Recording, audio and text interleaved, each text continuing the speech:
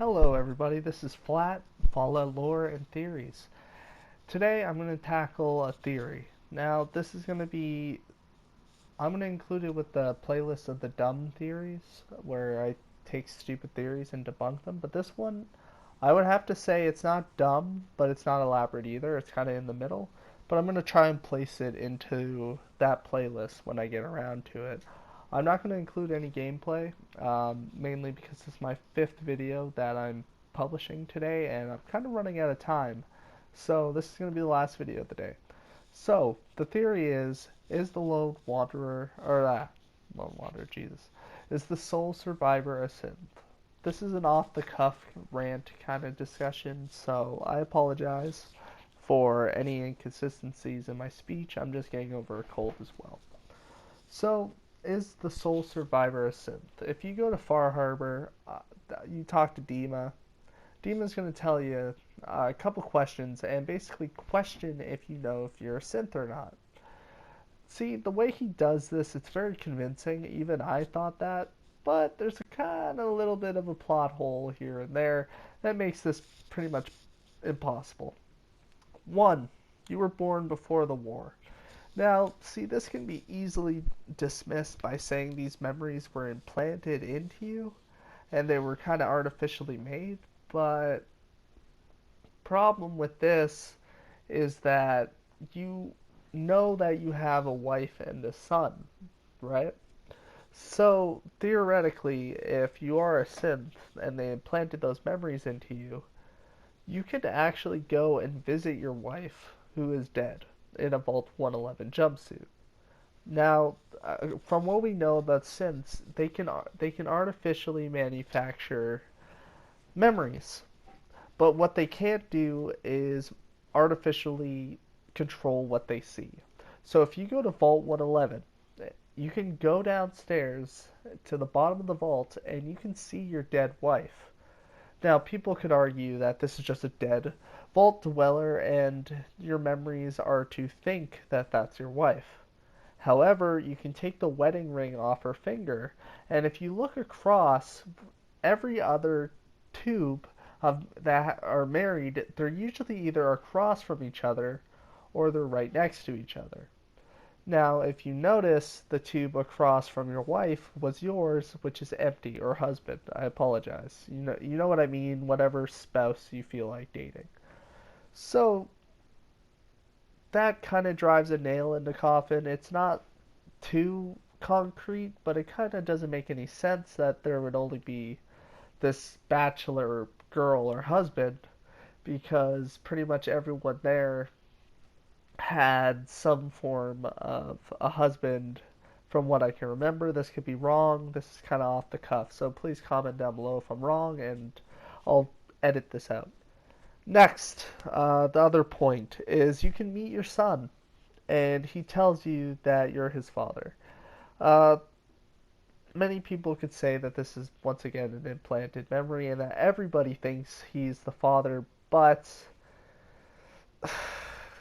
this causes a lot of problems because if, from what we know about father, yes, he thinks he's the father of all synths, but he treats synths in a disregard, sort of like what people used to do to slaves. They used to care about the slaves because they were, they used to give them profit, they used to do things and contribute for them.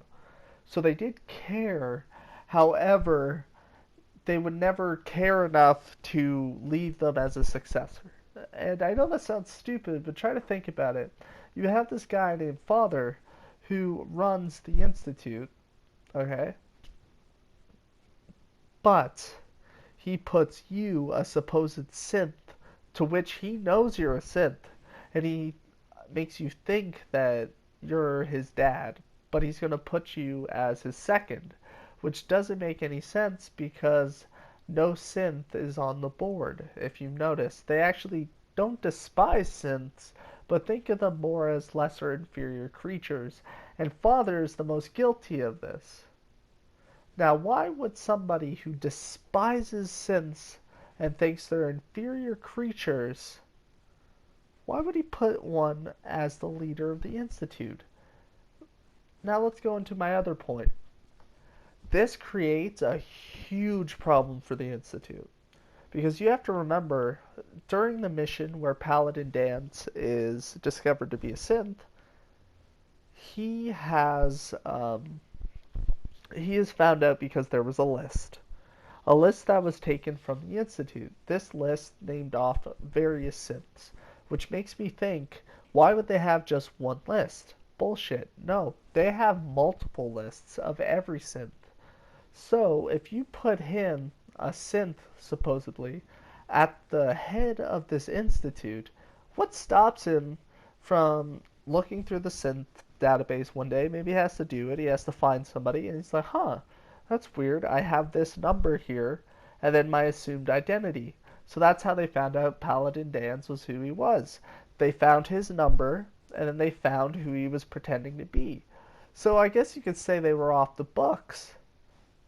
But that's never happened before because it's impossible to do that. If you go into the Institute laboratory where they make the synths, it is physically impossible for somebody there to not know what's going on. What I mean by that is there's one person in control of the console, I think. There's one person overseeing it and a bunch of other civilians in the room. How do you go about making a synth by yourself with no witnesses? It's not possible. Now, I guess you could order all of them to stay quiet, but what loyalty would they have if, they're just going to turn around and the next director comes up? They don't have to keep that secret anymore. But, you know what? I'm a thorough guy. Let's throw that theory out the window and say they do keep their loyalty. All right? Let's say they don't tell the secret. Do you ever notice the guy that's ahead of the synth production? He's actually a synthesizer. Wow, I can't even talk. A I can't even say it. That is so hard to say. Sympathizer. A synth sympathizer. Try to say that 10 times fast, and you're gonna lose every time. So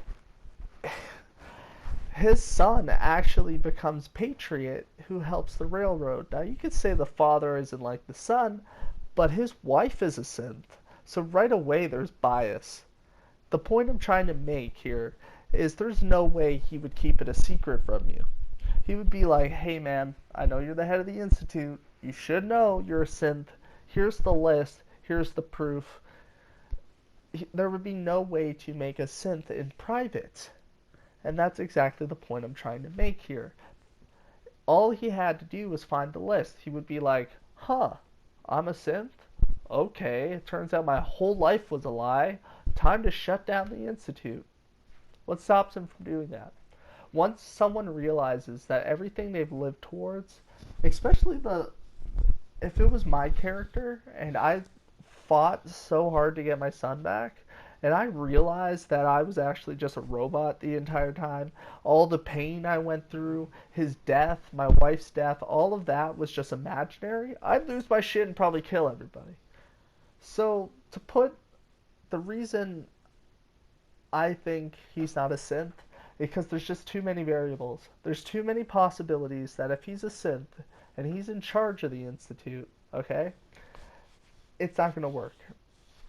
Father, it's just not going to work. Now, here's the problem, okay? Let's say that you don't side with the Institute. Have you ever noticed there's no Synth Retention Bureau people after you if you work with the Brotherhood of Steel? No coursers. They don't come for you. Not for you directly. You can fight coursers, but they're never after you. They don't show up at your settlements and it's like, all right, man, here's your code. Time to go. That brings me to my next point. If he's a synth, every synth has a code. This code is designed specifically to make sure that you, as a person, get out of line. Then we're going to use your code, we're going to shut you down, and we're going to bring you back to the Institute. Case in point, Gabe. He was a very powerful person in charge of Libertalia. The catch, however, was they sent a courser, used the code, and brought him back, destroyed it like that. one of the most powerful raiders in the Commonwealth, and he was taken down by a code. There's tons of opportunity, if this is true, for Father to use it. Case in point, if you teleport into the Institute after openly betraying them, he talks to you on a loudspeaker. Why doesn't he use the code then? Problem solved. You were supposed to be his synth. You were supposed to be his successor, apparently. You clearly don't have any have any intention of helping him. Shut you down. Why does he keep you going? You're not his real father. He knows that. He made you. See, the problem with this theory is there's way too many plot holes for it to be even a little bit feasible. As I've just stated for the last 10 minutes and 50 seconds, there's just way too many plot holes for it to actually have any basis. In fact, the whole android courier theory is actually, believe it or not, more likely than this one. To put it this way, either the Institute, ironically, are a bunch of idiots, but they're not. They're a bunch of scientific geniuses. Why would somebody who I use the word despise, but what I really want to say is somebody who belittles synths think they're less than human? Why would he put one in charge of the Institute? It doesn't make any sense. And I guess you can argue, well, maybe my guy joined the Brotherhood or the Minutemen. That's fantastic. He still has tons of opportunity to use his code and shut you down. There is no purpose for you to still stay here. The problem with this is it derails the entire game's plot and ideas. That you're a synth, you work for the Institute.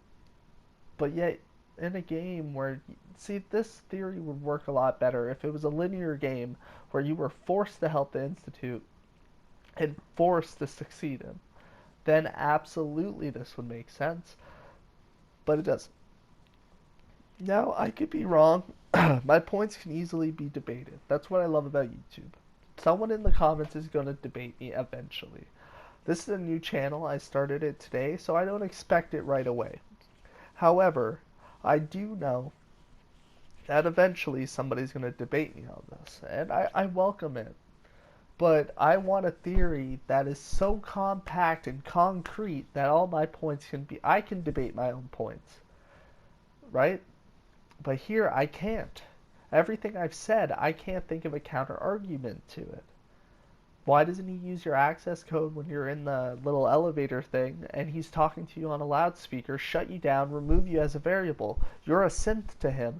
You're not his father. He has no loyalty to you. You've just betrayed him.